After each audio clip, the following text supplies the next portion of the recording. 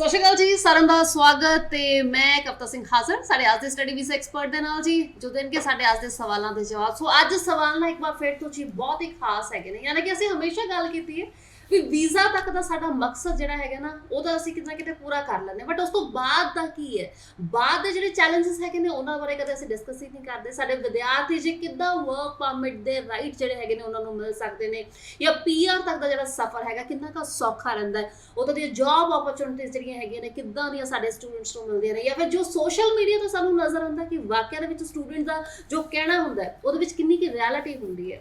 ਸੋ ਇਹ ਸਾਰੀਆਂ ਗੱਲਾਂ ਅੱਜ ਅਸੀਂ ਜਾਣਾਂਗੇ ਜੀ। ਉੱਥੇ ਹੀ ਅਸੀਂ ਗੱਲ ਕਰਾਂਗੇ ਸੈਪਟੈਂਬਰ ਇਨਟੇਕ ਦੇ ਜਿਹੜੇ ਤੁਹਾਡੇ ਵੀਜ਼ਾਸ ਆ ਰਹੇ ਨੇ ਜੀ ਉਹਨਾਂ ਦੇ ਬਾਰੇ। ਇਸ ਤੋਂ ਇਲਾਵਾ 5.5 ਵਾਲੇ ਜਿਹੜੇ ਸਾਡੇ ਵਿਦਿਆਰਥੀ ਨੇ ਜੀ ਉਹਨਾਂ ਨੂੰ ਅਸੀਂ ਬਿਲਕੁਲ ਨਹੀਂ ਛੱਡ ਸਕਦੇ, ਬਿਲਕੁਲ ਨਹੀਂ ਭੁੱਲ ਸਕਦੇ, ਤੇ ਤੁਹਾਡੀ ਵੀ ਹਮੇਸ਼ਾ ਗੱਲ ਕੀਤੀ ਜਾਂਦੀ ਹੈ ਜੀ ਦੇਸ਼ ਪਰਦੇਸ ਲਾਈਵ ਦੇ ਸ਼ੋਅ ਦੇ ਵਿੱਚ।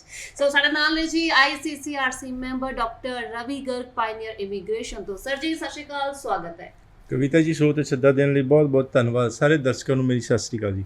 ਸੋ ਅੱਜ ਸ਼ੋਅ ਤੋਂ ਪਹਿਲਾਂ ਅੱਜ ਅਸੀਂ ਕਾਫੀ ਟਾਈਮ ਜਿਹੜਾ ਨਾ ਗੱਲ ਕਰ ਰਹੇ ਸੀਗੇ ਕਿ ਹੁਣ ਸਰ ਜਦੋਂ ਵੀਜ਼ਾਸ ਤਾਂ ਆ ਗਏ ਨੇ, ਬਟ ਉਸ ਤੋਂ ਬਾਅਦ ਕਦੇ ਅਸੀਂ ਗੱਲ ਹੀ ਨਹੀਂ ਕਰਦੇ ਵੀ ਉਹਨਾਂ ਸਟੂਡੈਂਟਸ ਨੂੰ ਟੇਕ ਕੇਅਰ ਕੌਣ ਕਰੇਗਾ, ਉਹਨਾਂ ਨੂੰ ਲੈ ਕੇ ਕੌਣ ਜਾਂਦਾ ਹੈ 에ਅਰਪੋਰਟ ਤੋਂ, ਜਾਂ ਸਟੂਡੈਂਟ ਸਾਡਾ ਵਾਕਿਆ ਦੇ ਵਿੱਚ ਇੰਨਾ ਸਮਝਦਾਰ ਹੋ ਗਿਆ ਕਿ ਹਾਂ ਉਹ ਖੁਦ ਹੈਂਡਲ ਕਰ ਸਕੇ ਆਪਣੀ ਜਿਹੜੀਆਂ ਅੱਗੇ ਦੀਆਂ ਫਾਰਮੈਲਿਟੀਜ਼ ਹੈਗੀਆਂ ਜੋ ਅੱਗੇ ਉਹਦੇ ਨਾਲ ਹੋਣਾ ਹੈਗਾ, ਅੱਗੇ ਦਾ ਜਿਹੜਾ ਆਪਣਾ ਰਸਤਾ ਕਿ ਉਹਨੂੰ ਖੁਦ ਤੈਅ ਕਰ ਪਾਏਗਾ। ਹਾਲਾਂਕਿ ਅਗਰ ਮੈਂ ਇੱਥੇ ਦੀ ਗੱਲ ਕਰਾਂ ਤਾਂ ਸਟੂਡੈਂਟ ਤਾਂ ਆਪਣੀ ਪ੍ਰੋਫਾਈਲ ਤੋਂ ਅੱਗੇ ਵੱਧਦਾ ਹੀ ਨਹੀਂ ਪਿਆ, ਸਿਰਫ ਉਹਦਾ ਮਕਸਦ ਇਹ ਵੀ ਸਰ ਜੀ ਮੇਰਾ ਵੀਜ਼ਾ ਆ ਜਾਊਗਾ। ਫਿਰ ਅਸੀਂ ਬਾਅਦ ਦਾ ਕਿੱਦਾਂ ਸੋਚ ਸਕਦੇ ਵੀ ਸਟੂਡੈਂਟ ਵਾਕਿਆ ਦੇ ਵਿੱਚ ਸਾਡਾ ਇੰਟੈਲੀਜੈਂਟ ਹੈਗਾ, ਖੁਦ ਨੂੰ ਸੰਭਾਲ ਲਏਗਾ ਉੱਥੇ ਜਾ ਕੇ। ਬਿਲਕੁਲ ਦੇਖੋ ਕਵਿਤਾ ਜੀ, ਮੇਰੇ ਕੋਲ ਬਹੁਤ ਸਾਰੇ, ਕਿਉਂਕਿ 2003 ਤੋਂ company ICCRC member, Canadian government and Canadian embassy ਤੋਂ ਰਿਕਗਨਾਈਜ਼ਡ, ਕੈਨੇਡੀਅਨ ਗਵਰਨਮੈਂਟ ਦੀ ਡੈਜ਼ਿਗਨੇਟਿਡ ਬੋਡੀ ਜਿਹੜੀ ICCRC, ਉਸ ਦੇ ਮੈਂਬਰ ਹੀ ਸਿਰਫ ਲੀਗਲੀ ਆਥੋਰਾਈਜ਼ਡ, ਕੈਨੇਡਾ ਐਮਬੈਸੀ ਜਿਸਨੇ ਵੀਜ਼ਾ ਦੇਣਾ ਉਸ ਦੀ ਵੈਬਸਾਈਟ 'ਤੇ ਲੀਗਲੀ ਆਥੋਰਾਈਜ਼ਡ ਕੰਸਲਟੈਂਟਸ ਦੇ ਨਾਮ ਲਿਖੇ ਹੋਏ ਨੇ। ਸਰਚ ਬਾਕਸ ਹੈਗਾ cic.gc.ca, ਉਸ ਦੇ ਉੱਪਰ ਸਰਚ ਬਾਕਸ ਹੈਗਾ, ਲਿਖਾਂਗੇ ਆਥੋਰਾਈਜ਼ਡ ਰਿਪਰੈਜ਼ੈਂਟੇਟਿਵ, ਉਸ ਦੇ ਜਦੋਂ ਆਪਾਂ ਸਰਚ ਕਰਾਂਗੇ ਤਾਂ ਕੈਨੇਡਾ ਐਮਬੈਸੀ ਦੀ ਵੈਬਸਾਈਟ 'ਤੇ ਉਹ ਸਰਚ ਬਾਕਸ ਜਿਹੜਾ ਲੈ ਜਾਏਗਾ ਆਪਾਂ ਨੂੰ ICCRC ਜਿਹੜੇ ਰਿਕਗਨਾਈਜ਼ਡ ਕੰਸਲਟੈਂਟਸ ਨੇ ਉਹਨਾਂ ਦੀ ਲਿਸਟ ਦਿਖਾ ਦੇਗਾ। ਸੋ ਮੈਂ ਇਸ ਕਰਕੇ ਦੱਸਦਾ ਹਾਂ ਕਿਉਂਕਿ ਇਹ ਇੰਨਾ ਕੁਝ, ਫਿਰ ਇਹ 9 ਆਫਿਸ ਇਸ ਵਕਤ ਇੰਡੀਆ ਦੇ ਵਿੱਚ, 2 ਆਫਿਸ ਕੈਨੇਡਾ ਦੇ ਵਿੱਚ, ਸੈਸਕਾਟੂਨ ਦੇ ਵਿੱਚ ਇੱਕ ਆਫਿਸ ਬਰੈਂਪਟਨ ਦੇ ਵਿੱਚ, ਅਤੇ ਇਹ ਬੜੇ ਸਾਲਾਂ ਤੋਂ ਲੋਕ 10-10 15 ਸਾਲਾਂ ਤੋਂ 2003 ਤੋਂ ਕੰਪਨੀ ਹੈਗੀ ਹੈ। ਲੋਕਾਂ ਨੇ 50-50 70 ਵੀਜ਼ੇ ਲਗਵਾ ਲਏ, ਆਪਣੇ ਸਾਰੇ ਰਿਸ਼ਤੇਦਾਰਾਂ ਨੂੰ ਇੱਕ ਇੱਕ ਕਰਕੇ ਭੇਜਿਆ, ਜੁੜੇ ਹੋਏ ਨੇ ਲੋਕਾਂ ਨੂੰ ਸਾਰਾ ਇਹ ਸਾਰੀਆਂ ਡਿਟੇਲਸ ਦਾ ਪਤਾ ਹੈਗਾ। ਔਰ ਹੁਣ ਵੀ ਸੈਮੀਨਾਰਸ ਹੁੰਦੇ ਨੇ ਕੰਪਨੀ ਦੇ, ਔਰ ਮੈਂ ਪਰਸਨਲੀ ਮਿਲਦਾ ਹੈਗਾ ਅਲੱਗ-ਅਲੱਗ ਆਫਿਸਿਸ ਦੇ ਵਿੱਚ ਜਾ ਕੇ, ਖਾਸ ਤੌਰ 'ਤੇ ਚੰਡੀਗੜ੍ਹ ਆਫਿਸ, ਲੋਕੀ ਮਿਲਣ ਆਉਂਦੇ ਨੇ ਔਰ ਬੜਾ ਮਾਣ ਵੈਲਿਊ ਦਿੰਦੇ ਨੇ, ਇਹ ਸਾਰੀਆਂ ਡਿਟੇਲਸ ਨੂੰ ਜਾਣਦੇ ਨੇ ਚੰਗੀ ਤਰ੍ਹਾਂ। ਸੋ ਮੁੱਖ ਦੀ ਗੱਲ ਮੇਰਾ ਮਤਲਬ ਇਹ ਹੈ ਵੀ ਜਿਸ ਨੇ ਆਪਣੇ ਬੱਚੇ ਦਾ ਵੀਜ਼ਾ ਲਗਵਾਉਣਾ ਹੈਗਾ, ਉਹ ਇਕੱਲਾ ਵੀਜ਼ਾ ਦਾ ਮੈਟਰ ਨਹੀਂ, ਸਮਝਦਾਰ ਬੰਦੇ, ਜਿਹੜੇ ਸਮਝਦਾਰ ਲੋਕ ਨੇ ਉਹ ਇਸ ਗੱਲ ਨੂੰ ਸਮਝਦੇ ਨੇ ਡਿਟੇਲ ਦੇ ਵਿੱਚ ਕਿ ਅੱਜ ਇਹ ਸਿਰਫ ਵੀਜ਼ਾ ਦਾ ਮਸਲਾ ਨਹੀਂ, ਬੱਚੇ ਨੇ ਕੈਨੇਡਾ ਚਲੇ ਜਾਣਾ, ਖਾਸ ਤੌਰ 'ਤੇ ਪੇਰੈਂਟਸ ਦਾ ਵੀਜ਼ਾ ਨਹੀਂ ਲੱਗਿਆ ਹੋਇਆ ਜਾ ਨਹੀਂ ਸਕਦੇ, ਕਿਉਂਕਿ ਬੱਚਾ ਜਦ ਤੱਕ ਉੱਥੇ ਨਹੀਂ ਹੈ ਤਾਂ ਕੈਨੇਡਾ ਐਮਬੈਸੀ ਨੇ ਜਦੋਂ ਇੱਥੋਂ ਕਿਸੇ ਬੱਚੇ ਦੇ ਮੰਨ ਲਓ ਪੇਰੈਂਟਸ ਨੇ ਵੀਜ਼ਾ ਲਗਵਾਉਣਾ, ਵਿਜ਼ਟਰ ਵੀਜ਼ਾ, ਅਤੇ ਉਸ ਦੇ ਵਿੱਚ ਰੀਜ਼ਨ ਚਾਹੀਦਾ ਕਿਉਂ ਜਾਣਾ ਤੁਸੀਂ ਕੈਨੇਡਾ। ਕਹਿੰਦੇ ਜੀ ਮੈਂ ਵਿਜ਼ਿਟ ਕਰਨ ਜਾਣਾ ਕੈਨੇਡਾ, ਅਤੇ ਉੱਥੇ ਕੌਣ ਰਿਸ਼ਤੇਦਾਰ ਮੰਨ ਲਓ ਹੈ ਹੀ ਨਹੀਂ ਜਾਂ ਦੂਰ ਦਾ ਰਿਸ਼ਤੇਦਾਰ ਹੈ, ਅਤੇ ਉਹ ਵੀਜ਼ਾ ਉਹਨਾਂ ਨੂੰ ਨਹੀਂ ਦਿੱਤਾ ਜਾਂਦਾ, ਜ਼ਿਆਦਾਤਰ ਨਹੀਂ ਦਿੱਤਾ ਜਾਂਦਾ।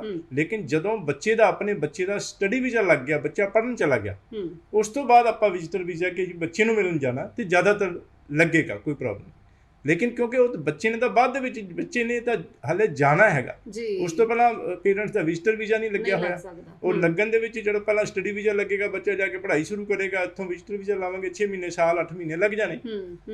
ਸੋ ਉਸ ਚੀਜ਼ ਦੇ ਕਰਕੇ ਉਹ ਤਾਂ ਬਾਅਦ ਦੀ ਗੱਲ ਹੈਗੀ ਆ, ਵਿਜ਼ਟਰ ਵੀਜ਼ਾ ਲੱਗੇਗਾ, ਬੱਚਾ ਉੱਥੇ ਜਾਏਗਾ, ਬੱਚੇ ਦੀ ਕੇਅਰ ਕੌਣ ਕਰੇਗਾ। ਉੱਥੇ ਅਗਰ ਆਫਿਸਿਸ ਹੈਗੇ ਨੇ, ਜਿਸ ਤਰ੍ਹਾਂ ਮੈਂ 2006 ਤੋਂ ਕੈਨੇਡੀਅਨ ਰੈਜ਼ੀਡੈਂਟ ਹੈਗਾ, ਉੱਥੇ ਘਰ ਹੈਗਾ, ਗੱਡੀਆਂ, ਸਾਰਾ ਉੱਥੇ ਸਿਸਟਮ ਹੈਗਾ, ਹਜ਼ਾਰਾਂ ਲੋਕ ਜਾਣ ਪਹਿਚਾਣ।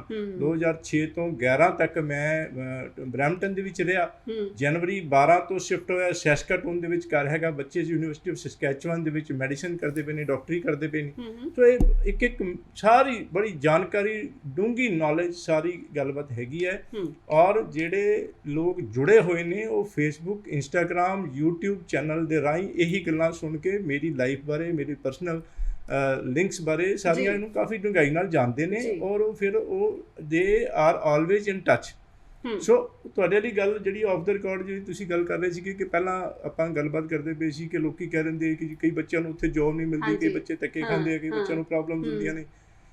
ਸੋ ਉਹ ਜਿਹੜੇ ਜ਼ਿਆਦਾਤਰ 99% ਕੰਸਲਟੈਂਟਸ ਜਿਹੜੇ ਨਹੀਂ ਉੱਥੇ ਗਏ, ਜਿਨ੍ਹਾਂ ਨੇ ਉੱਥੇ ਦੀ ਜੈਨੂਅਨ ਰੀਅਲ ਲਾਈਫ ਨੂੰ ਨਹੀਂ ਦੇਖਿਆ। ਜਦੋਂ ਮੈਂ ਉੱਥੇ ਹੁੰਦਾ ਅੱਧਾ ਟਾਈਮ ਕੈਨੇਡਾ 'ਚ, ਅੱਧਾ ਟਾਈਮ ਇੰਡੀਆ ਦੇ ਵਿੱਚ, ਜਦੋਂ ਮੈਂ ਕੈਨੇਡਾ 'ਚ ਹੁੰਦਾ ਉੱਥੇ ਦੇ ਬੱਚੇ ਜਦੋਂ ਕਾਲ ਕਰਕੇ ਜਾਂ ਮਿਲ ਕੇ ਆਪਣੀ ਪਰਸਨਲ ਲਾਈਫ ਬਾਰੇ ਜਾਂ ਗੱਲਬਾਤ ਸਾਰੀਆਂ ਕਰਦੇ ਨੇ, ਤੇ ਉਸ ਚੀਜ਼ ਦੀ ਜੈਨੂਅਨ ਜਾਣਕਾਰੀ, ਜਿਹੜੀ ਸਹੀ ਜਾਣਕਾਰੀ ਹੋਣਾ ਇੱਕ ਵੱਡੀ ਗੱਲ ਹੈਗੀ ਆ। ਹਰ ਇੱਕ ਨੂੰ ਨਹੀਂ ਹੁੰਦੀ। ਜਿਹੜਾ ਬੰਦਾ ਉੱਥੇ ਨਹੀਂ ਗਿਆ, ਵਿਜ਼ਟਰ ਵੀਜ਼ਾ ਵੀ ਨਹੀਂ ਹੈਗਾ, ਕਦੇ ਕੈਨੇਡਾ ਵਿਜ਼ਿਟ ਨਹੀਂ ਕੀਤਾ, ਜ਼ਿਆਦਾ ਦੇਰ ਰਹਿ ਕੇ ਨਹੀਂ ਗਿਆ, ਜੇ ਗਿਆ ਵੀ ਹੈ ਤਾਂ ਹਫ਼ਤਾ 10 ਦਿਨ ਰਹਿ ਕੇ ਆ ਗਿਆ ਘੁੰਮ ਫਿਰ ਕੇ। ਸੋ ਉਹ that makes a big difference. So ਉਹ ਜਿਹੜੇ ਬੰਦਿਆਂ ਨੂੰ ਆਪਣੇ ਇਹਨਾਂ ਚੀਜ਼ਾਂ ਦਾ, ਬੱਚਿਆਂ ਦਾ ਧਿਆਨ ਹੈਗਾ, ਉਹ ਇਸ ਚੀਜ਼ ਨੂੰ ਸੋਚ ਕੇ ਚੱਲਦੇ ਨੇ ਕਿ ਉੱਥੇ ਜਾ ਕੇ, ਜਿਹੜੀ ਤੁਹਾਡਾ ਸਵਾਲ ਸੀਗਾ ਬੱਚੇ ਜਾਏਗਾ, ਹੁਣ ਇੱਕ ਬੱਚਾ ਸੀਗਾ ਉਸ ਦਾ ਇਨ ਪਰਸਨ ਕਲਾਸ ਸੀ ਸਤੰਬਰ ਦੇ ਵਿੱਚ, 7 ਸਤੰਬਰ ਨੂੰ ਕਾਲਜ ਦੀ ਈਮੇਲ ਆ ਗਈ ਕਿ ਜੀ 7 ਸਤੰਬਰ ਨੂੰ ਤੁਸੀਂ ਹਰ ਹਾਲਤ ਵਿੱਚ ਕਾਲਜ ਪਹੁੰਚਣਾ। ਇਨ ਪਰਸਨ ਫਿਜ਼ੀਓਥੈਰੇਪੀ ਦਾ ਕੋਰਸ ਸੀਗਾ ਫਲੈਮਿੰਗ ਕਾਲਜ ਵਿੱਚ, ਜਿਹੜਾ ਕਿ ਆਨਲਾਈਨ ਕਲਾਸਿਸ ਨਹੀਂ ਸੀਗੀਆਂ, ਇਨ ਪਰਸਨ ਹੀ ਸੀਗਾ। ਉਹਨੇ ਲਿਖਤਾ ਵੀ ਜੇ 7 ਸਤੰਬਰ ਤੱਕ ਪਹੁੰਚ ਜਾਓਗੇ ਤਾਂ ਠੀਕ ਹੈ, ਨਹੀਂ ਤਾਂ ਤੁਹਾਡਾ ਡੈਫਰਮੈਂਟ ਕਰਨੀ ਪਏਗੀ, ਜਿਹੜੀ ਕਿ ਨੈਕਸਟ ਸਤੰਬਰ 22 ਦੇ ਵਿੱਚ ਹੈਗਾ ਪ੍ਰੋਗਰਾਮ। ਇੱਕ ਸਾਲ ਅੱਗੇ ਲੇਟ ਹੋ ਜਾਓ ਤਾਂ ਸਾਰਾ ਬੱਚੇ ਦਾ ਕਰੀਅਰ ਹੀ ਸਪੋਇਲ ਹੋਣ ਵਾਲਾ ਕੰਮ ਹੋ ਗਿਆ। ਸੋ ਉਸ ਬੱਚੀ ਦੀ ਪਾਸਪੋਰਟ ਰਿਕੁਐਸਟ ਆਈ, ਫਟਾਫਟ ਭੇਜ ਕੇ ਆਪਣਾ ਵੀਜ਼ਾ ਲਿਆ, ਸਟੈਂਪ ਹੋ ਕੇ ਵੀਜ਼ਾ ਆ ਗਿਆ। ਔਰ ਬੱਚੇ ਦੀ ਕਾਲ ਆਈ ਮੈਨੂੰ ਕਿ ਜੀ ਉਹਦਾ ਹੁਣ ਫਟਾਫਟ ਮੈਨੂੰ ਤਾਂ ਟਿਕਟ ਨਹੀਂ ਮਿਲਦੀ ਪਈ। ਉਹ ਪਤਾ ਕੀਤਾ ਫਟਾਫਟ ਟਿਕਟ, ਉਹਨੂੰ ਕਿਹਾ ਵੀ ਫਲਾਣੀ ਥਾਂ 'ਤੇ ਇਸ ਬੰਦੇ ਨਾਲ ਗੱਲ ਕਰ ਲਓ, ਟਿਕਟ ਬੁੱਕ ਕਰਵਾ ਲਓ। ਆਪਣੀ ਟਿਕਟ ਬੁੱਕ ਕਰਵਾ ਲਈ। ਫਿਰ ਉਹ ਅਗਲੇ ਦਿਨ ਫੋਨ ਆਇਆ, ਕਹਿੰਦੇ ਜੀ ਇਹ ਤਾਂ ਅਸੀਂ ਸੋਚਿਆ ਹੀ ਨਹੀਂ ਕਿ ਉੱਥੋਂ ਜਾਏਗੀ ਕਿੱਥੇ ਬੱਚੀ। ਤੇ ਛੋਟੀ ਜਿਹੀ ਗੱਲ ਕੀਤੀ ਕਿ ਨੋਨ ਹੈ ਜਾਣਕਾਰ, ਕਹਿੰਦੇ ਜੀ ਉਹ ਟੋਰਾਂਟੋ ਦੇ ਵਿੱਚ ਤਾਂ ਹੈਗਾ ਕੋਈ ਜਾਣ ਪਛਾਣ ਵਾਲਾ, ਲੇਕਿਨ ਫਲੈਮਿੰਗ ਕਾਲਜ ਪੀਟਰਬਰੋ ਦੇ ਵਿੱਚ ਕੋਈ ਜਾਣ ਪਛਾਣ, ਕੋਈ ਸੈਟਿੰਗ ਨਹੀਂ ਹੈਗੀ। ਮੈਂ ਕੋਈ ਗੱਲ ਨਹੀਂ, ਫਿਕਰ ਨਾ ਕਰੋ, ਤੁਸੀਂ ਆਪਣੀ ਕੋਸ਼ਿਸ਼ ਕਰ ਲਓ, ਨਹੀਂ ਤਾਂ ਅਸੀਂ ਆਪਣੇ ਧਿਆਨ ਦੇ ਕੇ ਕਰਵਾ ਲਾਂਗੇ, ਕੋਈ ਨਾ ਕੋਈ ਹੱਲ ਹੋ ਜਾਏਗਾ। ਮਤਲਬ ਇਹ ਕਿ ਜ਼ਿਆਦਾ ਤੋਂ ਜ਼ਿਆਦਾ ਕਿ 2-3-4 ਦਿਨ ਹੋਟਲ ਵਿੱਚ ਰਹਿ ਲੇਗਾ, $50-100 ਹੋਏਗਾ। ਜਿਹੜੇ ਬੰਦੇ ਨੇ ਇੰਨੇ ਖਰਚੇ ਕਰਨੇ ਆ, ਥੋੜ੍ਹਾ ਜਿਹਾ ਖਰਚਾ ਹੋਰ ਹੋ ਜਾਏਗਾ ਛੋਟਾ ਜਿਹਾ। ਸੋ ਅਗਲੇ ਦਿਨ ਕਾਲ ਆਈ ਕਿ ਜੀ ਮੇਰੇ ਫਰੈਂਡ ਨੂੰ ਕਿਹਾ ਸੀ, ਉਹਨੇ ਉੱਥੇ ਕਿਜੀਜੀ ਇੱਕ ਵੈਬਸਾਈਟ ਹੈਗੀ ਹੈ, ਸੋ ਉਸ ਦੇ ਉੱਪਰ ਦੇਖ ਕੇ ਔਰ ਇੰਟਰਨੈਟ 'ਤੇ ਹਿਸਾਬ ਕਿਤਾਬ ਲਾ ਕੇ ਕਿਸੇ ਨਾਲ ਗੱਲ ਕੀਤੀ ਔਰ ਉੱਥੇ ਉਹਦਾ ਰਹਿਣ ਦਾ ਇੰਤਜ਼ਾਮ ਵੀ ਹੋ ਗਿਆ। ਸ਼ੀ ਵਾਜ਼ ਰੀਅਲੀ ਵੈਰੀ ਥੈਂਕਫੁਲ। ਤੇ ਉਹ ਡੈਫੀਨਿਟਲੀ 12ਵੀਂ ਤੋਂ ਬਾਅਦ ਏਜ ਵੀ ਕਿੰਨੀ ਹੈ ਨਾ ਬੱਚੇ ਦੀ, ਜਿਹੜੇ 18 ਸਾਲ ਦੀ ਬੱਚੀ ਆ। ਬੜੀ ਮੈਂ ਮਿਲਿਆ ਵੀ ਫੋਨ ਤੇ ਗੱਲ, ਬੜੀ ਇਨੋਸੈਂਟ ਤਰੀਕੇ ਨਾਲ ਬੱਚੀ ਨੇ, ਫਿਰੋਜ਼ਪੁਰ ਤੋਂ ਸੀ ਕੁੜੀ, ਤੇ ਬੜੀ ਇਨੋਸੈਂਟ ਗੱਲ ਕਰਨੀ। ਔਰ ਉਹੀ ਗੱਲ ਹੈ ਕਿ ਸਾਨੂੰ ਬੜਾ ਇਸ ਗੱਲ ਦਾ ਮਾਣ ਹੈਗਾ। ਗੱਲ ਬਿਜ਼ਨਸ ਪ੍ਰਮੋਸ਼ਨ ਦੀ ਨਹੀਂ ਹੋ ਰਹੀ ਕਿ ਆਪਾਂ ਕੋਈ ਕੰਪਨੀ ਦੀ ਗੱਲ ਕਰਦੇ ਪਏ, ਜੈਨੂਅਨ ਗੱਲ ਹੁੰਦੀ ਪਈ ਹੈ ਕਿ ਉੱਥੇ ਸਾਨੂੰ ਪਤਾ ਹੈ ਕਿ ਹੋਰ ਕੁਛ ਨਹੀਂ, ਸਾਡੇ ਆਪਣੇ ਜਾਣ ਪਛਾਣ ਇੱਧਰ ਉੱਧਰ 50 ਸੈਟੀਆਂ ਹੈਗੀਆਂ ਨੇ। ਬੱਚੇ ਨੂੰ ਕੋਈ ਇਹ ਨਹੀਂ ਕਿ ਉੱਥੇ ਜਾ ਕੇ ਹੈ ਹੀ ਕੋਈ ਨਹੀਂ, ਪਤਾ ਹੀ ਨਹੀਂ ਵੀ ਕੀ ਕਰੂਗਾ। ਅੱਛਾ, ਤੁਸੀਂ ਪ੍ਰਮੋਸ਼ਨ ਦੀ ਗੱਲ ਕੀਤੀ ਹੈ, ਮੈਂ ਦੇਖਦੀ ਮੈਂ ਹਰ ਇੱਕ ਦਾ ਨਾ ਸੋਸ਼ਲ ਮੀਡੀਆ ਮੈਂ ਜ਼ਰੂਰ ਫੋਲੋ ਕਰਦੀ ਹਾਂ ਵੀ ਜਿਹੜੇ ਵੀ ਸਾਡੇ ਕੋਲੇ ਆਉਂਦੇ ਨੇ ਕੰਸਲਟੈਂਟ ਜਾਂ ਬਾਕੀ ਦੇ ਜਿਹੜੇ ਹੈਗੇ ਨੇ ਵੀ ਕਿੱਦਾਂ ਦਾ ਕੌਣ ਕੰਮ ਕਰ ਰਿਹਾ, ਕਿੰਨੇ ਕੇ ਵੀਜ਼ਾਸ ਆ ਰਹੇ ਨੇ। ਤੁਸੀਂ ਪ੍ਰਮੋਸ਼ਨ ਨਹੀਂ ਕਰਦੇ, ਤੁਸੀਂ ਬਿਲੀਵ ਨਹੀਂ ਕਰਦੇ ਪ੍ਰਮੋਸ਼ਨ ਦੇ ਵਿੱਚ, ਤੁਸੀਂ ਕਿਉਂ ਨਹੀਂ ਵੀਜ਼ਾਸ ਪਾਉਂਦੇ? ਹਾਲਾਂਕਿ ਤੁਹਾਡੇ ਜਿਹੜੇ ਦਰਸ਼ਕ ਹੋਣਗੇ ਜਾਂ ਜਿਹੜੇ ਤੁਹਾਡੇ ਕੋਲੋਂ ਵੀਜ਼ਾ ਲਗਵਾਉਂਦੇ ਨੇ ਉਹਨਾਂ ਦੀ ਤਾਦਾਦ ਕਿਤੇ ਜ਼ਿਆਦਾ ਹੋਏਗੀ। ਬਿਲਕੁਲ ਬਿਲਕੁਲ। ਦੇਖੋ ਇਹ ਕਿ ਉਹੀ ਮੈਂ ਕਹਿ ਰਿਹਾ 2003 ਤੋਂ ਕੰਪਨੀ, ਹੁਣ ਇਸ ਵਕਤ ਇੰਨੇ ਜ਼ਿਆਦਾ ਲੋਕ ਸਾਡੇ ਨਾਲ ਜੁੜ ਚੁੱਕੇ ਨੇ ਕਿ ਅੱਗੇ ਤੋਂ ਆਪਣੇ ਰਿਸ਼ਤੇਦਾਰ, ਯਾਰ ਦੋਸਤ, ਔਰ ਕੋਈ ਚੀਜ਼ ਦੀ ਪਰਵਾਹ ਨਹੀਂ ਕਰਦੇ। ਬਿਲਕੁਲ ਉਹਨਾਂ ਨੂੰ ਇਹ ਚੀਜ਼ ਦਾ ਪਤਾ ਹੈ ਕਿ ਇਹ ਸੈਟਲਡ ਕੰਪਨੀ ਹੈ, 100% ਓਨੈਸਟੀ, ਟਰਾਂਸਪੇਰੈਂਸੀ ਕੇਅਰ ਕਰਦੀ ਹੈਗੀ ਹੈ, ਔਰ ਰੱਬ ਦੇ ਬੰਦੇ ਹੈਗੇ ਨੇ ਜੈਨੂਅਨਲੀ। ਸਾਡੇ ਕੋਲੇ ਮੈਂ ਇੱਕ ਐਗਜ਼ਾਮਪਲ ਦਿੰਦਾ ਹੁੰਦਾ, ਸਾਡੇ ਕਿਸੇ ਆਫਿਸ ਦੇ ਵਿੱਚ ਜਾ ਕੇ ਤੁਸੀਂ ਲੱਖ ਰੁਪਈਆ ਭੁੱਲ ਜਾਓ ਤੇ ਮਜ਼ੇ ਦੀ ਗੱਲ ਇਹ ਹੈਗੀ ਕਿ ਤੁਹਾਡੇ ਕੋਲੇ ਫੋਨ ਆ ਜਾਣਾ ਚਾਹੀਦਾ ਵੀ ਤੁਹਾਡੇ ਪੈਸੇ ਰਹਿ ਗਏ, ਤੁਸੀਂ ਵਾਪਸ ਲੈ ਜਾਓ। ਅੱਛਾ, ਜੈਨੂਅਨਲੀ, ਕਿਉਂਕਿ ਉਹ ਪੈਸੇ ਤੋਂ ਕਰਨਾ ਕਿ ਸਾਡੇ ਹੈ ਨਹੀਂ, ਸਾਡਾ ਮਤਲਬ ਹੀ ਨਹੀਂ ਹੋਣਾ ਚਾਹੀਦਾ। ਜਾਂ ਕੋਈ ਵੀ ਚੀਜ਼ ਲਾ ਲਓ, ਕੋਈ ਚੀਜ਼ ਭੁੱਲ ਗਏ ਤੁਸੀਂ, ਕੀਮਤੀ ਚੀਜ਼ ਭੁੱਲ ਗਏ, ਸੋਨਾ ਵੀ ਭੁੱਲ ਗਏ ਤੁਸੀਂ, ਉਸ ਚੀਜ਼ ਦਾ ਕੋਈ ਮਤਲਬ ਨਹੀਂ ਹੈ। ਇਮਾਨਦਾਰੀ ਔਰ ਮੇਰੇ ਕੋਲੇ ਨਹੀਂ, ਇਹ ਤਾਂ ਆਪਾਂ ਸਾਰੇ ਧਰਮਾਂ ਦੇ ਵਿੱਚ ਸਾਨੂੰ ਸਾਰੇ ਆਪਣੇ ਸਾਰੇ ਗੁਰੂਆਂ ਨੇ, ਸਾਰੇ ਜਿੰਨੇ ਵੀ ਗ੍ਰੰਥ ਨੇ ਧਾਰਮਿਕ, ਉਹਦੇ ਵਿੱਚ ਇਹੀ ਸਿਖਾਇਆ ਗਿਆ, be honest, honesty is the best policy. ਇਨਸਾਨੀਅਤ, ਇੱਕ ਦੂਜੇ ਦੀ ਹੈਲਪ ਕਰਨੀ, ਕੇਅਰ ਕਰਨੀ, ਡੁੱਬਦੇ ਨੂੰ ਬਚਾਉਣਾ, ਪਰੇਸ਼ਾਨ ਬੰਦੇ ਨੂੰ ਠੀਕ ਕਰਨਾ। ਔਰ ਮੈਂ ਕਵਿਤਾ ਜੀ ਦਿਲੋਂ ਗੱਲ ਦੱਸ ਰਿਹਾ, 100 ਵਿੱਚੋਂ 99 ਨਹੀਂ ਤਾਂ ਘੱਟੋ ਘੱਟ 90 ਬੰਦੇ ਇਸ ਤਰ੍ਹਾਂ ਦੇ ਹੁੰਦੇ ਨੇ ਜਿਨ੍ਹਾਂ ਕੋਲੇ ਰੋਟੀ ਦੀ ਤਕਲੀਫ ਹੁੰਦੀ ਹੈ, ਔਰ ਉਹ ਇਸ ਇਹ ਸੋਚ ਲੈ ਕੇ ਚੱਲਦੇ ਨੇ ਕਿ ਕਿਸੇ ਤਰੀਕੇ ਨਾਲ ਆਪਣੇ ਇੱਕ ਬੱਚੇ ਨੂੰ ਭੇਜ ਦਈਏ ਤੇ ਸਾਡੀ ਫੈਮਿਲੀ ਦਾ ਬੇੜਾ ਪਾਰ ਹੋ ਜੇ। ਦਾ ਮਤਲਬ ਹੈ ਕਰਜ਼ੇ ਲੈ ਜਾਣ, ਟੈਨਸ਼ਨ ਖਤਮ ਹੋ ਜੇ, ਰੋਟੀ ਪਾਣੀ ਦਾ ਮਸਲਾ ਖਤਮ ਹੋ ਜੇ। ਲਗਜ਼ਰੀ ਵਾਸਤੇ ਘੱਟ ਨੇ, 10% ਲੋਕ ਲਗਜ਼ਰੀ ਵਾਸਤੇ ਭੇਜਦੇ ਨੇ ਜਿਹੜੇ ਕਿ ਇੱਥੇ ਸੈਟਲ ਨੇ, ਕੋਈ ਕਮੀ ਵੀ ਨਹੀਂ ਹੈਗੀ, ਹਰ ਚੀਜ਼ ਇੱਥੇ ਵੀ ਹੈਗੀ ਆ, ਉੱਥੇ ਵੀ ਹੋਏਗੀ ਜੀ।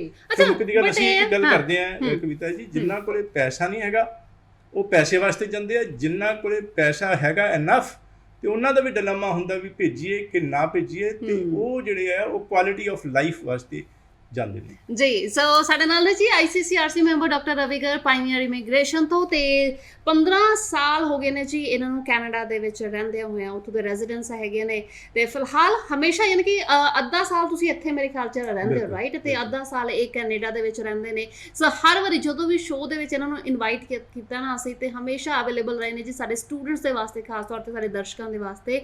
ਸਟੱਡੀ ਵੀਜ਼ਾ ਜਿਹੜੇ ਕਿ ਸੋਚਦੇ ਨੇ ਜੀ ਅਸੀਂ ਅਪਲਾਈ ਕਰਨਾ ਹੈ ਜਾਂ ਅਸੀਂ ਬਾਹਰ ਜਾਣਾ ਹੈਗਾ, ਅਸੀਂ ਉਹਨਾਂ ਵਾਸਤੇ ਹਮੇਸ਼ਾ ਇਹਨਾਂ ਨੂੰ ਬੁਲਾਉਂਦੇ ਹਾਂ ਤਾਂ ਕਿ ਤੁਹਾਨੂੰ ਅਪਡੇਟ ਕੀਤਾ ਜਾ ਸਕੇ। ਫ੍ਰੀ ਦੀ ਕੰਸਲਟੈਂਸੀ ਨਾ ਤੁਹਾਨੂੰ ਇਸ ਸ਼ੋਅ ਦੇ ਮਾਧਿਅਮ ਰਾਹੀਂ ਵੀ ਅਸੀਂ ਦਿੰਦੇ ਹਾਂ, ਤੇ ਕੋਸ਼ਿਸ਼ ਕਰਿਆ ਕਰੋ ਜੀ ਕਿ ਤੁਸੀਂ ਆਪਣਾ ਜਿਹੜਾ ਸਵਾਲ ਹੈ ਨਾ ਉਹਨੂੰ ਕਾਲ ਕਰਕੇ ਵੀ ਡਿਸਕਸ ਕਰ ਲਿਆ ਕਰੋ। ਇਸੇ ਕਰਕੇ ਨੰਬਰ ਤੁਹਾਡੀ ਸਕਰੀਨ ਦੇ ਉੱਤੇ ਫਲੈਸ਼ ਕਰਦੇ ਆ। ਤੇ ਖਾਸ ਤੌਰ ਤੇ ਅੱਜ ਜਿੱਦਾਂ ਮੈਂ ਸ਼ੁਰੂਆਤ ਦੇ ਵਿੱਚ ਕਿਹਾ ਸੀ ਵੀ ਸਾਡੇ ਜਿਹੜੇ ਸਟੂਡੈਂਟਸ ਉੱਥੇ ਪਹੁੰਚ ਜਾਂਦੇ ਉਸ ਤੋਂ ਬਾਅਦ ਚੈਲੰਜਸ ਕੀ ਕੁਝ ਉਹਨਾਂ ਦੇ ਵਾਸਤੇ ਰਹਿੰਦੇ ਨੇ। ਸੋ ਅੱਜ ਦਾ ਸਾਡਾ ਮਕਸਦ ਵੀ ਇਹ ਵੀ ਅਸੀਂ ਕੈਨੇਡਾ ਦੀ ਲਾਈਫ ਨੂੰ ਥੋੜਾ ਜਿਹਾ ਜਾਣ ਲਈ ਸਾਡੇ ਅੱਜ ਦੇ ਐਕਸਪਰਟ ਦੇ ਕੋਲੋਂ।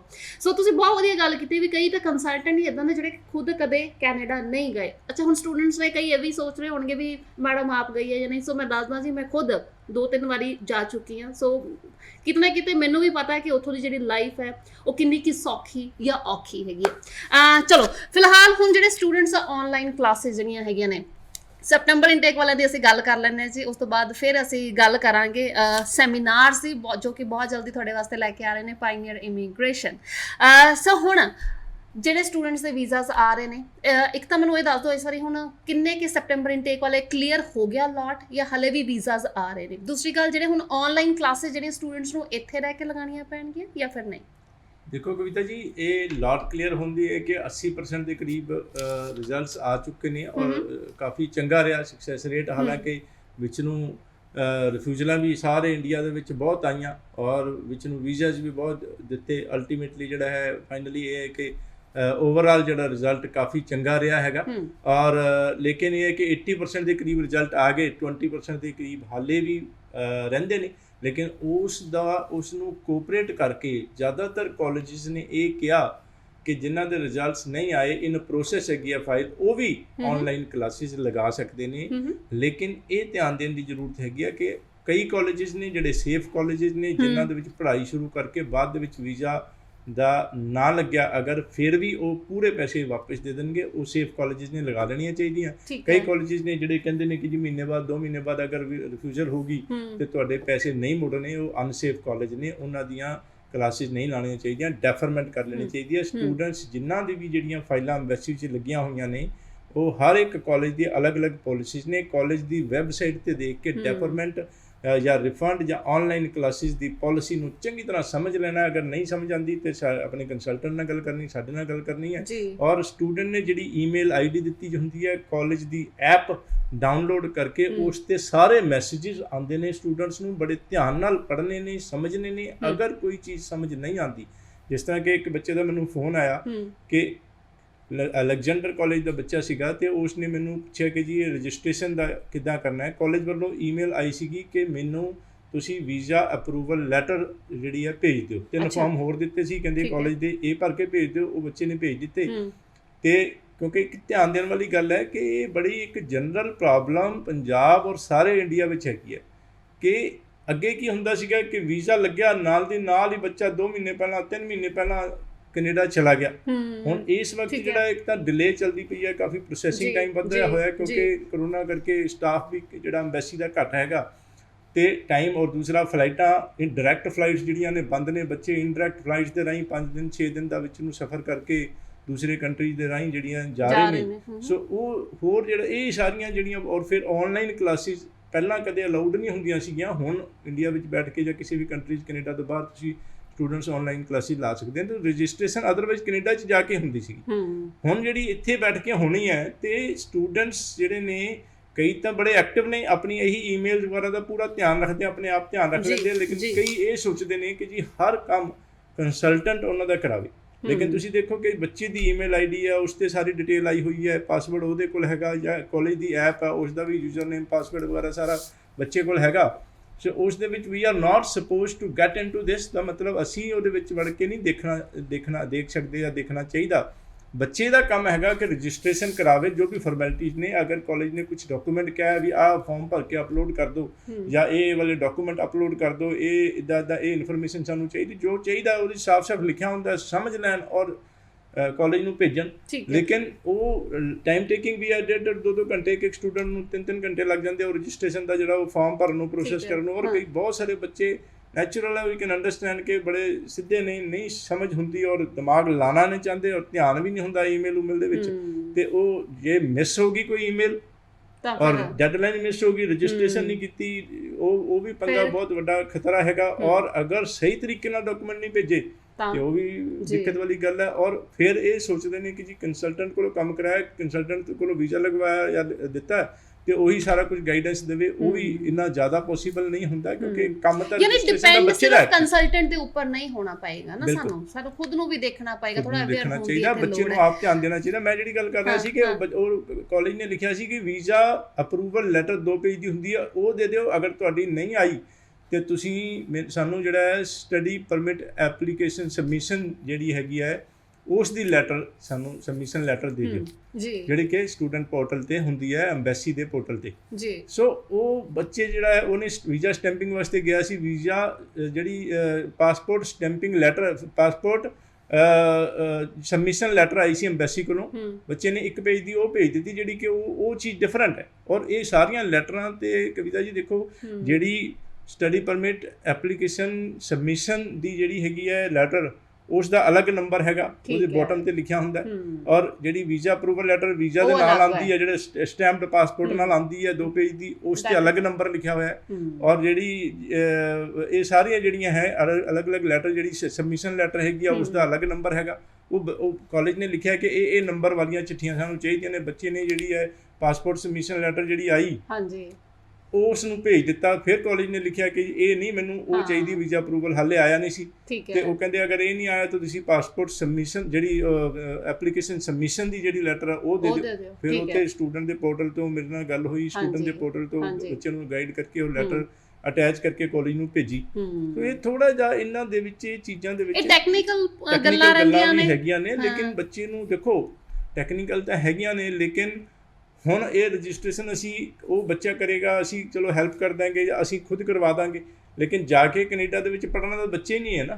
ਉਹ ਤਾਂ ਸਾਰਾ ਉੱਥੇ ਫਲਾਈਟ ਲੈਣੀ ਹੈ, ਤੇ ਫਲਾਈਟ ਦੇ ਵਿੱਚ ਵੀ ਉਹਨਾਂ ਨੇ ਲਿਖਿਆ ਵੀ ਆ ਰਸਤਾ ਇਸ ਨੰਬਰ ਗੇਟ ਤੇ ਜਾਏਗਾ, ਫਲਾਈਟ ਇੱਧਰਲੇ ਪਾਸੇ ਹੈਗੀ ਆ, ਨੰਬਰ ਗੇਟ ਹੈਗਾ, ਉਹ ਉੱਥੇ ਨਾਲ ਕੌਣ ਜਾਏਗਾ। ਬਿਲਕੁਲ, ਮੈਂ ਉਹੀ ਕਹਿ ਰਹੀ ਹਾਂ, ਤਾਈਓ ਮੇਰਾ ਅੱਜ ਖਾਸ ਮਕਸਦ ਵੀ ਇਹੀ ਸੀਗਾ ਵੀ ਅਸੀਂ ਚੈਲੰਜਸ ਤਾਂ ਗੱਲ ਕਰਦੇ ਹੀ ਨਹੀਂ ਹੈਗੇ, ਸਿਰਫ ਹਾਂਜੀ ਵੀਜ਼ਾ ਆ ਗਿਆ ਜਾਂ ਅਸੀਂ ਵੀਜ਼ਾ ਦੇ ਵਿੱਚ ਤੁਹਾਡੀ ਮਦਦ ਕਰ ਰਹੇ ਹਾਂ, ਇਹ ਤਾਂ ਹਰ ਕੰਸਲਟੈਂਟ ਕਰ ਦੇਗਾ। ਬਟ ਉਸ ਤੋਂ ਬਾਅਦ ਦੇ ਚੈਲੰਜਸ ਦੇ ਬਾਰੇ ਵੈਰੀ ਰੇਅਰ ਕੰਸਲਟੈਂਟ ਜਿਹੜੇ ਤੁਹਾਨੂੰ ਦੱਸਣਗੇ ਜੀ, ਤੁਹਾਡੇ ਨਾਲ ਡਿਸਕਸ ਕਰਨਗੇ। ਸੋ ਫਿਲਹਾਲ ਜੀ ਪਾਇਨੀਅਰ ਇਮੀਗ੍ਰੇਸ਼ਨ ਤੁਹਾਡੇ ਵਾਸਤੇ ਸੈਮੀਨਾਰਸ ਲੈ ਕੇ ਆ ਰਹੇ ਨੇ। ਇੱਕ ਵਾਰੀ ਮੈਂ ਜ਼ਰੂਰ ਚਾਹਨੀ ਰਵੀ ਸਰ, ਜੇ ਤੁਸੀਂ ਡੇਟਸ ਅਨਾਉਂਸ ਕਰ ਦਿਓ, ਬਿਕੋਜ਼ ਟਾਈਮ ਬਹੁਤ ਥੋੜਾ ਰਹਿ ਗਿਆ। ਬਿਲਕੁਲ ਕਵਿਤਾ ਜੀ, ਹੁਣੇ ਰੀਸੈਂਟਲੀ 1 ਮਹੀਨੇ ਦੇ ਕਰੀਬ ਹੋ ਗਿਆ, ਅਲੱਗ-ਅਲੱਗ ਪੰਜਾਬ ਦੇ ਸਾਰੇ ਸ਼ਹਿਰਾਂ ਦੇ ਵਿੱਚ ਅਸੀਂ ਸੈਮੀਨਾਰ ਕਰਕੇ ਹਟੇ ਹਾਂ। ਔਰ ਸਾਰੇ ਸੈਮੀਨਾਰਾਂ ਵਿੱਚ ਮੈਂ ਖੁਦ ਗਿਆ, ਸਾਡੀ ਕਾਉਂਸਲਿੰਗ ਟੀਮ ਔਰ ਮੈਨੇਜਮੈਂਟ ਟੀਮ ਹੈਗੀ ਹੈ, ਫਾਈਲਿੰਗ ਟੀਮ ਹੈਗੀ ਹੈ ਔਰ ਐਡਮਿਸ਼ਨ ਟੀਮ ਹੈਗੀ ਹੈ, ਨਾਲ ਸੀਗੀ, ਮੈਂ ਨਾਲ ਸੀਗਾ। ਉਸੇ ਟਾਈਮ ਸਾਰਾ ਕੁਝ ਉਹਨਾਂ ਨੂੰ ਸਟੂਡੈਂਟਸ ਨੂੰ ਗਾਈਡੈਂਸ ਦੇ ਕੇ ਸਾਰੀ ਨੌਲੇਜ ਦਿੱਤੀ ਅਸੀਂ। ਔਰ ਹੁਣ ਜਿਹੜੀ ਹੈ ਅੱਗੇ ਫਿਰ ਦੁਬਾਰਾ ਇਹ ਸੈਮੀਨਾਰ 2-3 ਮਹੀਨੇ ਲਗਾਤਾਰ ਖਾਸ ਤੌਰ ਤੇ ਚੱਲਦੇ ਰਹਿਣਗੇ। 11 ਤਰੀਕ ਨੂੰ ਆ ਜਿਹੜਾ ਕਮਿੰਗ ਸੈਟਰਡੇ ਹੈਗਾ, ਉਦੋਂ ਚੰਡੀਗੜ੍ਹ ਆਫਿਸ ਦੇ ਵਿੱਚ ਸਾਡਾ ਸੈਮੀਨਾਰ ਹੈਗਾ। ਫਿਰ 14 ਤਰੀਕ ਨੂੰ ਯਮੁਨਾ ਨਗਰ, 15 ਤਰੀਕ ਨੂੰ ਕੁਰੂਕਸ਼ੇਤਰ, 16 ਤਰੀਕ ਨੂੰ ਕਰਨਾਲ, ਕਿਉਂਕਿ ਪੰਜਾਬ ਦੇ ਵਿੱਚ ਤਾਂ ਅਸੀਂ ਸਾਰੇ ਸ਼ਹਿਰਾਂ ਦੇ ਵਿੱਚ ਲਾਉਂਦੇ ਰਹਿੰਦੇ ਸੀਗੇ। ਔਰ ਹਰਿਆਣਾ ਤੋਂ ਕਾਫੀ ਜ਼ਿਆਦਾ ਕੁਐਰੀਜ਼ ਔਰ ਈਮੇਲਸ ਔਰ ਸਾਰੇ ਮੈਸੇਜਿਸ ਆ ਰਹੇ ਸੀਗੇ ਕਿ ਇੱਧਰਲੇ ਪਾਸੇ ਤੁਹਾਡੀ ਟੀਮ ਨੂੰ ਅਸੀਂ ਦੇਖਣਾ ਚਾਹੁੰਦੇ ਹਾਂ, ਅਸੀਂ ਆਪਣਾ ਇਨਫੋਰਮੇਸ਼ਨ ਲੈਣਾ ਚਾਹੁੰਦੇ ਹੈਗੇ ਹਾਂ। ਸੋ ਦੁਬਾਰਾ 14 ਤਰੀਕ ਨੂੰ ਯਮੁਨਾ ਨਗਰ, 15 ਨੂੰ ਕੁਰੂਕਸ਼ੇਤਰ, 16 ਨੂੰ ਕਰਨਾਲ, 17 ਨੂੰ ਅੰਬਾਲਾ ਤੇ 23 ਤਰੀਕ ਨੂੰ ਜਲੰਧਰ, ਫਿਰ 24 ਨੂੰ ਅੰਮ੍ਰਿਤਸਰ ਸਾਹਿਬ, 25 ਨੂੰ ਲੁਧਿਆਣਾ, 30 ਸਤੰਬਰ ਨੂੰ ਮੋਗਾ, 1 ਅਕਤੂਬਰ ਨੂੰ ਫਿਰੋਜ਼ਪੁਰ, 2 ਅਕਤੂਬਰ ਨੂੰ ਬਠਿੰਡਾ, 3 ਅਕਤੂਬਰ ਨੂੰ ਬਰਨਾਲਾ ਤੇ ਇਹ ਇਸ ਕਰਕੇ ਡੇਟਾ ਤਾਂ ਕਿ ਉੱਥੇ ਦੇ ਸ਼ਹਿਰ ਦੇ ਵਾਲੇ ਇਹ ਪਹਿਲਾਂ ਹੀ ਜਦੋਂ ਪਤਾ ਲੱਗ ਜਾਂਦਾ ਹੈਗਾ ਜੀ। ਕਿ ਆਉਣਾ ਹੈਗਾ, ਪਾਇਨੀਅਰ ਨੇ, ਡਾਕਟਰ ਰਵੀ ਗਰਗ ਨੇ ਲਿਖ ਕੇ ਰੱਖ ਲੈਂਦੇ ਨੇ, ਮਿਲਦੇ ਨੇ ਜੀ ਜੀ ਤਾਂ ਕਿ ਉਹਨਾਂ ਨੂੰ ਪਹਿਲਾਂ ਹੀ ਪਤਾ ਹੋਵੇ। ਸਰ ਜੀ ਬਹੁਤ ਬਹੁਤ ਸ਼ੁਕਰੀਆ, ਧੰਨਵਾਦ। ਬਹੁਤ ਬਹੁਤ ਸ਼ੁਕਰੀਆ ਜੀ, ਸਤਿ ਸ਼੍ਰੀ ਅਕਾਲ। ਇਸੇ ਦੇ ਨਾਲ ਜੀ ਦਿਓ ਇਜਾਜ਼ਤ, ਨੈਕਸਟ ਟਾਈਮ ਫਿਰ ਮੁਲਾਕਾਤ ਕਰਦੇ ਦੇਸ਼ ਪਰਦੇਸ ਲਾਈਵ ਪ੍ਰੋਗਰਾਮ ਵੇਖਦੇ ਰਿਹਾ ਕਰੋ। ਧੰਨਵਾਦ।